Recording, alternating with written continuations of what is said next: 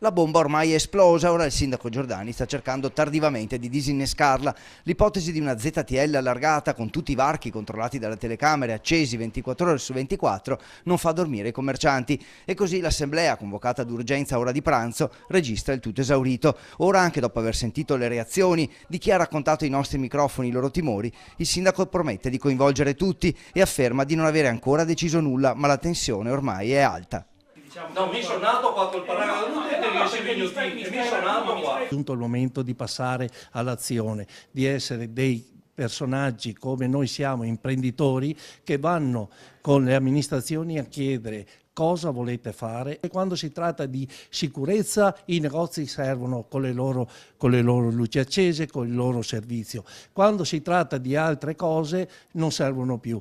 La proposta ha ottenuto perfino l'effetto di unire ACC e Ascom, due associazioni finora divise su quasi tutto, mentre il presidente dell'Ascom è stato convocato subito dopo l'assemblea a Palazzo Moroni nel tentativo tardivo della giunta di riprendere il controllo della situazione.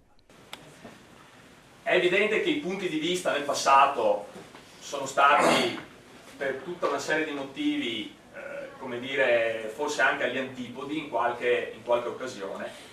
Però qui sicuramente non ci possiamo dividere. Il messaggio al sindaco è che da commerciante deve capire le nostre esigenze e deve anche ascoltare. I commercianti chiedono all'associazione di passare ai fatti. Il comune deve dire loro chiaramente cosa vuole. Volete bloccare le auto fuori dal centro? Allora si aprono immediatamente nuovi parcheggi. Cogliamo la sfida, no? E allora tu mi dici che chiudi, io ti dico fammi i parcheggi subito, allora chiediamo subito la Prandina che sia velocemente messa in atto la Prandina, il PP1, visto e considerato che non si sa cosa si può fare il PP1, che sia fatto un parcheggio anche là,